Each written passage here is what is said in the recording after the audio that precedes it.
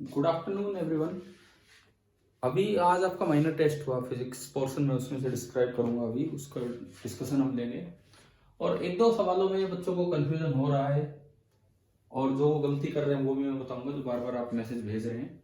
अभी देखिए, एक क्वेश्चन में आज आपके ऑप्शंस नहीं दिख पाए, लेकिन मुझे लगता है कि आप लोगों से वो सवाल हो जाता अगर ऑप्शंस आते तो, बल्कि इसकी बजाय तो सैटेलाइट वाले क्वेश्चन में ऑप्शन गायब हो जाते, तो कम से कम आपको उस में बोनस मिल जाता जो आप गलत करके आ रहे हो ज्यादातर बच्चे। तो ये तो किस्मत की बात है। देखते हैं क्वेश्चन नंबर 1।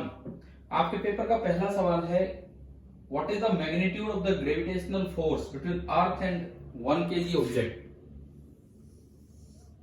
एक 1 kg का ऑब्जेक्ट है, 1 kg उसका मास है, वो अर्थ की सरफेस पे रखा है।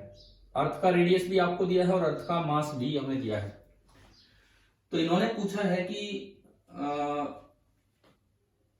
इस पे कितना फोर्स लगेगा, what is the magnitude of gravitational force.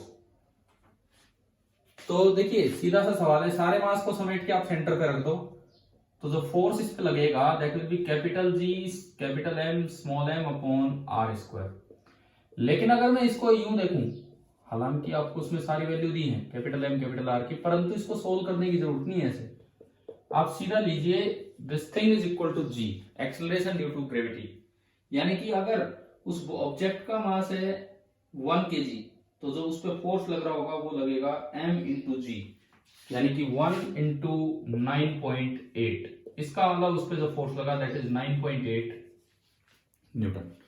ये इसका आंसर आना चाहिए। आप देख लेना आपकी उसमें जो भी ऑप्शन था। सेकंड, दूसरा सवाल, 9th क्लास में जब हम एनसीईआरटी रिवाइज कर रहे थे एंड में सिलेबस पूरा होने के बाद, तो हमने वो केपलर और न्यूटन वाला वो देखा था टॉपिक। ये अभी रिवीजन क्लासेस में भी डिस्कस हुआ था एक बार। By the 16th century a lot of data on the motion of planets had been collected by many astronomers। 16वीं शताब्दी तक बहुत ज्यादा लोगों ने बहुत डाटा इकट्ठा कर लिया था। Based on these data Johannes Kepler derived 3 laws, 3 law उसने डेराइव किए which govern the motion of planet, जिसमें पहला था लॉ ऑफ ऑर्बिट, दूसरा था law of constant areal velocity and तीसरा था लॉ ऑफ पीरियड।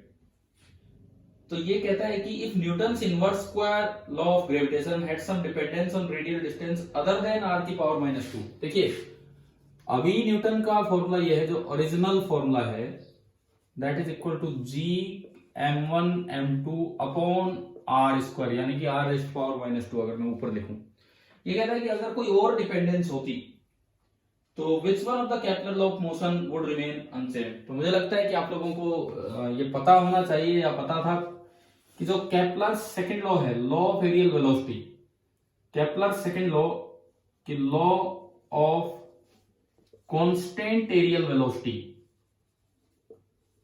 को law of constant areal velocity, जिसमें यह बताया गया कि प्लेनेट की dA/dt कांस्टेंट है। एरियल वेलोसिटी तब कांस्टेंट होती है जब एंगुलर मोमेंटम कांस्टेंट हो। एंगुलर मोमेंटम तब कांस्टेंट होता है जब टॉर्क 0 हो, और अगर सेंट्रल फोर्स लगे तो टॉर्क 0 होगा। और यानी कि ग्रेविटेशनल फोर्स हमेशा towards the centre of the source लग रहा होगा, टुवर्ड्स द सेंटर ऑफ सन लग रहा होगा। यानी कि ये लॉ केवल और केवल ग्रेविटेशनल फोर्स वाली डिपेंडेंस की डायरेक्शन पे डिपेंड कर रहा है, ना कि मैग्नीट्यूड पे। तो इसका आंसर आ जाना चाहिए कि second law on constant areal velocity वो अनचेंज रहेगा, बाकी दोनों चेंज हो जाएंगे। ये आपके टेस्ट में जो अभी मैंने देखा, this was your question number 5। मैं दूसरे फोन में देख रहा हूं, तो ये अभी जो डिस्कस हुआ है दिस इज क्वेश्चन नंबर 5। थोड़ा सा वो नीचे हो गया था। जो पहला हमने डिस्कस किया दैट वाज क्वेश्चन नंबर 1। अभी जो हमने डिस्कस किया दैट वाज क्वेश्चन नंबर 5। अब जो ऊपर बचे हैं उन पे आते हैं। Question number 2। या मैं एक काम कर रहा हूं, एक बार मैं आपको पहले ग्रेविटेशन के छाट के करवा रहा हूं। ग्रेविटेशन वाले क्वेश्चंस में आपको छाट के करवा रहा हूं कौन कौन से हैं। फर्स्ट हो गया आपके पेपर का, 5th हो गया। अब जो ग्रेविटेशन में अगला सवाल है that is question number 7। 5th के बाद जो 7th है that is also on gravitation. ये डायग्राम देख के मुझे याद आ रहा है कि एनसीईआरटी की एक एक्टिविटी में दिया है शायद ग्रेविटेशन चैप्टर में, कि take a piece of thread and tie a small piece of stone at one of its end, उसके एक एंड पे एक पत्थर लगा दीजिए। तो ये आसान है, आप कर लेंगे अपने आप की। अगर आप जब तक पत्थर सेंट्रीपिटल फोर्स लगाता रहेगा वो घूमता रहेगा, जैसे ही सेंट्रीपिटल फोर्स गायब होगा, मतलब टेंशन गायब होगी, रस्सी ने पत्थर पे सेंटर की तरफ एक फोर्स लगा रखा है, tension in the wire, tension in the rope, उसकी वजह से एक सेंट्रीपिटल एक्सेलरेशन और ये सर्कल में घूम रहा है। जैसे ही आप वो फोर्स छोड़ोगे ये सीधा निकल देगा टेंजेंशियली। तो जो ऐसा ऑप्शन हो आप देख लेंगे कि ये टेंजेंशियली चला जाना है, तो ये आपका हो जाएगा क्वेश्चन नंबर 7। उसके बाद जो हमारा नेक्स्ट क्वेश्चन है 8th, a body weighs 63 Newton on the surface of Earth. What is the gravitational force on it due to Earth at a height equal to half the radius? तो half the radius तो बहुत ज्यादा height होगी है r/2 पे, तो छोटे वाला फॉर्मूला नहीं लगेगा। यहां जो g डैश होगा that will B g upon 1 plus h/r का होल स्क्वायर। आपने h की जगह रखा r/2, तो r से r गया, 1 प्लस 1/2 हो गया 3/2। इसी में करके दिखा रहा हूं, यानी कि हो गया 4/9g। दोनों साइड m से मल्टीप्लाई कर दो तो mg dash is equal to 4/9 mg, यानी कि w dash is equal to 4/9 w। और w अर्थ की सरफेस पे था 63, तो वहां w डैश हो जाएगा 97, तो 4 into 7, तो आंसर आया 28 न्यूटन। बस एक छोटा सा ध्यान ये रखना था कि वो वाला फॉर्मूला नहीं लगाना था g into 1 minus 2h upon r, उससे गलत हो जाता है। ये आपका हो गया क्वेश्चन नंबर 8, 1, 5, 7, 8। उसके बाद आता है 11th, ऑर्बिटल स्पीड। ये तो मुझे लगता है क्वेश्चन रिपीट हो गया, अभी हमने शायद आपका टेस्ट लिया उसमें जो 2 दिन 2 टेस्ट लिए उनमें भी शायद ये वाला सवाल था शायद। और आप जानो कि ऑर्बिटल स्पीड जो है वो किस पे डिपेंड नहीं करती, आप सभी जानते हैं, मास ऑफ द सैटेलाइट पे डिपेंड नहीं करती, मास ऑफ अर्थ पे डिपेंड करेगी, रेडियस ऑफ ऑर्बिट पे डिपेंड करेगी, मास ऑफ सैटेलाइट पे डिपेंड नहीं करेगी। तो ये आपका हो गया क्वेश्चन नंबर 11। अब आता है क्वेश्चन नंबर 12। ग्रेविटेशन पे 6 सवाल थे। क्वेश्चन नंबर 12 जो सबसे ज्यादा कंफ्यूजिंग है, जिसमें मतलब बच्चे गलत कर रहे हैं, कंफ्यूजिंग नहीं है लेकिन जो मेरे पास जो ऑप्शंस आए, मैसेजेस आए हैं उसके मतलब वो गलत करके आए। तो मैं यही कह रहा हूं, यहां अगर इसके ऑप्शन ना आए होते उस तीसरे क्वेश्चन के बजाय, तो शायद आप सभी को फायदा हो जाता। लेकिन अभी देखो क्या है, let m be the mass of earth. अच्छा, एक दो बच्चों ने मुझे अभी कहीं कहीं से पिक्चर्स भेजी हैं, मैं उन साइट्स के बारे में तो नहीं जानता, कहां से, नेट पे से ही देख के पिक्चर्स ले लेके भेज रहे हैं। बोल सर ये देखो ये दे रखा है। अरे भाई उन पे ऐसे क्यों विश्वास कर रहे हो, आधी इंफॉर्मेशन पता नहीं किसने डाल रखी होगी, तो उन पे ऐसे विश्वास मत कीजिए आप, ठीक है। इवन कोई मतलब एक अच्छी सी टीम भी हो तो जरूरी नहीं कि उसने हर चीज चेक की हो, पता लगे किसी लूप होल की वजह से गलती होगी वहां पे। तो आप देखो यहाँ इधर क्या है, ये सवाल था कि m है मास ऑफ अर्थ, और आपके पेपर वाले क्वेश्चन में दिया नहीं, तो हमें एज्यूम करना चाहिए कि m मास ऑफ अर्थ है। एक्चुअली वहां देना भूल गए कि m मास ऑफ अर्थ है, परंतु 4 ऑप्शंस में जिस तरह का दिखा रखा है तो m तो मास ऑफ अर्थ एज्यूम करना पड़ेगा, ठीक है, वैसे देना चाहिए क्वेश्चन में। उसके बाद देखो, और बाहर जो प्लेनेट घूम रहा है, प्लेनेट नहीं सॉरी सैटेलाइट घूम रही है, उसका मास है स्मॉल m, और जो इसका इनिशियल डिस्टेंस है दैट इज 2r। इनिशियली ये जो ऑर्बिट का रेडियस है दैट इज 2r। ये कह रहा है कि आप इसको बढ़ा के ना 3r करना चाहते हो, ये तो मास ऑफ अर्थ है ही, लेकिन आपने ये ऑर्बिट थोड़ा बड़ा कर दिया और ये डिस्टेंस कर दी 3r। तो आपको ये बताना है कि कितनी एनर्जी प्रोवाइड करनी पड़ेगी।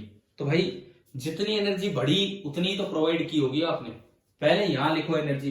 देखो अब आप सबको बस एक फॉर्मूला याद आ रहा है, -gmm/r ना, पोटेंशियल एनर्जी का ये फॉर्मूला था -gm/r, और वो r, चलो मैं स्मॉल r ही लेता हूं, अभी फॉर्मूला बताऊं पहले आपको। स्मॉल r ये डिस्टेंस है। काइनेटिक एनर्जी होती थी इसकी हाफ और पॉजिटिव gmm/2r। आप चेक कर सकते हैं यार ये चीजें अपनी कॉपी में 9th के नोट्स में। और जो टोटल एनर्जी होगी वो इनका सम होके और बन जाती थी -gmm/2r। तो यहां अगर मैं एनर्जी इनिशियल लिखूं, टोटल एनर्जी लिख रहा हूं मैं यू से, ना कि पोटेंशियल, तो ये फॉर्मूला लगाया minus G M small m satellite का मास अपॉन 2 टाइम्स उसका ऑर्बिट का रेडियस, तो ये आया minus G M m upon 4r। यहां पे अगर आप यू फाइनल लिखें, फिर से वो फॉर्मूला लगाया minus G capital M small m upon 2 times orbit radius, so it is coming out to be minus G M m upon 6r। तो जो इंक्रीज हुआ वही तो आपने लिया इसको, तो delta U is equal to U final minus U initial. अब माइनस यू इनिशियल करोगे तो ये पॉजिटिव हो जाएगा, तो ये वैल्यू आएगी, प्लस का तो हो जाएगा जी एम एम अपॉन 4r, और वो माइनस का चल रहा है G M m upon 6r। G M m upon r आपने लिया कॉमन, अंदर बचा 1/4 माइनस 1/6, और ये आपका आया एलसीएम 12, 3 माइनस 2 1, तो 1/12 आ गया, तो जी एम एम अपॉन 12। ये एनर्जी आपने प्रोवाइड की होगी, साथ में एक आर और है नीचे ये। तो मैं आपसे फिर कहूंगा नेट पे जो इंफॉर्मेशन मिल रही है इतना भी ज्यादा विश्वास ना करें जब तक सोर्स रिलायबल ना हो, और अगर रिलायबल भी हो तो हो सकता है उसने बाई चांस मिस्टेक कर दी हो, जब तक सॉल्यूशन ना मिले आपको यूं विश्वास मत किया कीजिए। तो ये इसका सही तरीका है, जो मुझे लग रहा है कि ज्यादातर बच्चे यहाँ पे 2 लगाना भूल गए और इस वजह से वो गलत करके आ रहे हैं इस चीज को। अच्छा, इसके बाद देखिए ये 6 क्वेश्चन तो आपके माइनर में थे ग्रेविटेशन से, पहले हमने वो डिस्कस किए। अब मैं आ रहा हूं मैग्नेटोस्टैटिक्स के क्वेश्चंस पे, 1 5 7 8 11 12 हो गए। क्वेश्चन नंबर सेकंड, जो आपका क्वेश्चन नंबर सेकंड है, magnetic field lines inside a long straight current carrying solenoid are near the. आपकी बुक में जहां सोलेनोइड दिया है टेक्स्ट बुक में, वहां ये स्टेटमेंट ही ऐसी दी, वहां पे स्टेटमेंट है कि इसके अंदर लॉन्ग सोलेनोइड के अंदर ये स्ट्रेट पैरेलल लाइंस होती है। तो ये आपका हो गया क्वेश्चन नंबर सेकंड, तो स्ट्रेट आएगा इसका आंसर। तो अब अपनी वही की मैच कर लेना, वो मैंने अभी देख लिया, उसमें फिर भी अगर कोई कंफ्यूजन लगे तो देख लेना, ये मैं आपको सॉल्यूशन दे रहा हूं अभी। ये आपका सेकंड हो गया, डायरेक्ट था। क्वेश्चन नंबर थर्ड, जिसमें आपको ऑप्शंस नहीं मिले, लेकिन मुझे लगता है कि ऐसा सवाल हम कर चुके थे अपने रिवीजन क्लासेस में, 3 बार किए थे। एक बार देखो प्रोटॉन न्यूट्रॉन ट्रिटोन है, एक बार सेम वेलोसिटी से एंटर करवाया था, एक बार सेम मोमेंटम से, और एक बार सेम काइनेटिक एनर्जी। तो इन्होंने सेम मोमेंटम वाला पूछा है, तो ये तो बड़ा आसान था, बहुत आसान क्वेश्चन था। प्रोटॉन न्यूट्रॉन ट्रिटोन तीनों पे चार्ज होता है ई, मास चाहे कुछ भी हो चार्ज ही होता है, मोमेंटम तीनों का सेम दिया है। अब रेडियस P अपॉन क्यू भी, तो देखो P भी तीनों का सेम, Q भी तीनों का सेम, और B भी तीनों का सेम, तो रेडियस सेम होगा, तो आंसर आ जाना था। अगर कोई ऑप्शन दिखता तो 1:1:1। ये था आपका question number third, one of the easiest questions in the paper for you. आप लोगों के लिए एक बड़ा आसान क्वेश्चन था। सेकंड हो गया, थर्ड हो गया, fourth, vertical wire carries a current in upward direction, an electron beam sent horizontally towards the wire. ये ऐसे एनटीसी में काफी आते हैं इस टाइप के। वर्टिकल वायर ऊपर की तरफ करंट जा रहा है उसमें, और एक इलेक्ट्रॉन बीम भेजी गई है टुवर्ड्स द वायर, वायर की तरफ आपने बीम भेजी, वायर की तरफ। तो सबसे पहली बात, इस वायर की वजह से यहां फील्ड निकालो, यहां तो right hand rule, right hand thumb rule, अंगूठा करंट की तरफ, हथेली पॉइंट की तरफ, तो फील्ड उधर हो गई, यानी कि यहां फील्ड उधर है, इस करंट कैरिंग वायर की वजह से फील्ड उधर है। अब देखो इलेक्ट्रॉन उधर जा रहे हैं, इलेक्ट्रॉन उधर जा रहे हैं, तो मैं एक बार तो V क्रॉस B से करके दिखाऊं। V क्रॉस B नीचे आ रहा है, तो Q into V cross B ऊपर आएगा, क्योंकि चार्ज नेगेटिव है तो फोर्स ऊपर लगेगा। और एक बार मैं फ्लेमिंग लेफ्ट हैंड रूल से करके दिखाऊं, मैं इलेक्ट्रॉन आगे जा रहे हैं तो करंट पीछे जा रहा होगा, पहली उंगली B की तरफ, हमने देखा था B उधर है, B, दूसरी उंगली करंट की तरफ अपने आप ही इधर होगी, तो अंगूठा आपको फोर्स की डायरेक्शन देगा, और जो अपवर्ड आ गया, इसमें जो भी आपका ऑप्शन था ये अपवर्ड आ जाना था, तो थर्ड ये हो गया। समझ में आ गया होगा, इसमें दोनों चीजें एक साथ इकट्ठी हुई, फोर्थ हुआ, थर्डली फोर्थ, दोनों चीजें एक साथ यूज हुई, पहले उसका field generation and then effect force, second third fourth fifth हो गया। अब हम आते हैं क्वेश्चन नंबर सिक्स। देखिए, consider the following magnetic configurations. आप जानते हैं भाई कि इसमें पूछा है कि पोल किसके पास होंगे। पोल मैंने आपको पढ़ाया कई बार कि पोल केवल एक मैथमेटिकल अजम्पशन है, जिनकी कोई रियल एग्जिस्टेंस है ही नहीं, तो किसी में वो चीज असाइन कर सकते हैं, किसी में नहीं, केवल उनमें वो चीज असाइन होती है पोल जिनमें नॉन जीरो मैग्नेटिक मोमेंट होता है। तो इसमें जो आपके ऑप्शंस थे, आप शायद ये तो अच्छे से जानते थे आप ये चीजें, कि सर्कुलर रिंग में पोल असाइन हो जाते हैं, करंट कैरिंग सोलेनोइड में हो जाते हैं, टोरॉइड में नहीं होते और स्ट्रेट वायर में। तो जो भी ऐसा ऑप्शन था कि भाई इन दो में नहीं होते वो आप टिक करिए थे वहां पे। ये आपका हो गया क्वेश्चन नंबर 6। 7th 8th भी हो चुके हैं।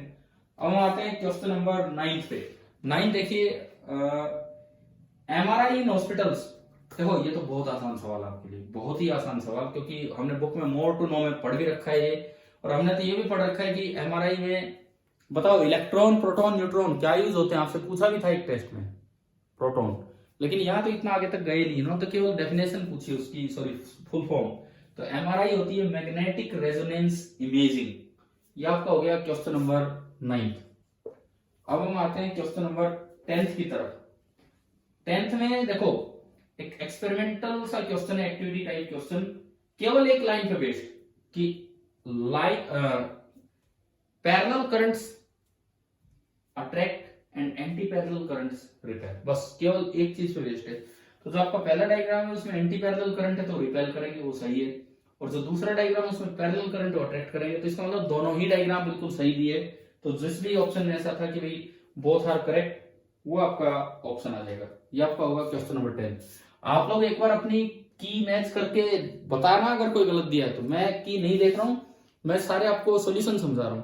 इसके बाद आप इस वीडियो को देखने के बाद एक बार अपनी आंसर की मैच करेंगे, अगर कोई गलत हो उसमें बाई चांस तो इन्फॉर्म करना। एक रह गया आखिरी सवाल 13 देखो, ये आपकी एनसीईआरटी टेक्स्ट बुक का एक्सरसाइजेज का क्वेश्चन नंबर 1 है कि एक straight long wire, current carrying wire के पास फील्ड लाइंस कैसी होती है। तो उसकी फील्ड लाइंस कंसेंट्रिक सर्कल्स होती हैं centered on the wire. Concentric circles, these are the field lines centered on the wire. ये आपका क्वेश्चन नंबर 13।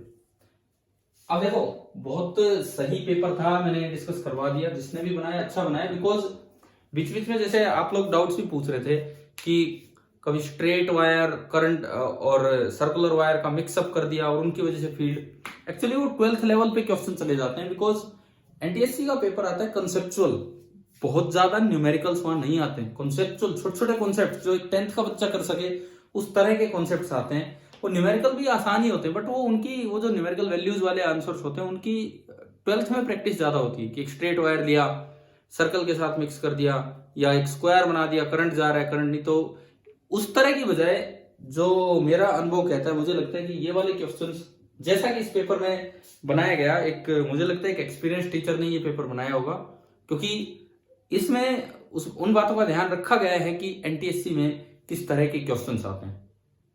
तो आप सभी को भी मुबारकबाद अगर आपने पेपर अच्छे से दिया। मुझे लग रहा है 12 नंबर तक तो आप पहुंच ही जाएंगे। अगर आपने सैटेलाइट वाला भी सही किया तो आपके 13 में से 13 आ जाएंगे, और वो बोनस हो जाएगा जो क्वेश्चन के ऑप्शंस आपको नहीं दिखे। लेकिन मुझे लगता है कि आप लोग वैसे भी वो कर देते। और मुबारकबाद उस टीचर को भी जिसने पेपर बनाया, जहां से भी पेपर आया अच्छा बना रखा है। ठीक है, थैंक यू।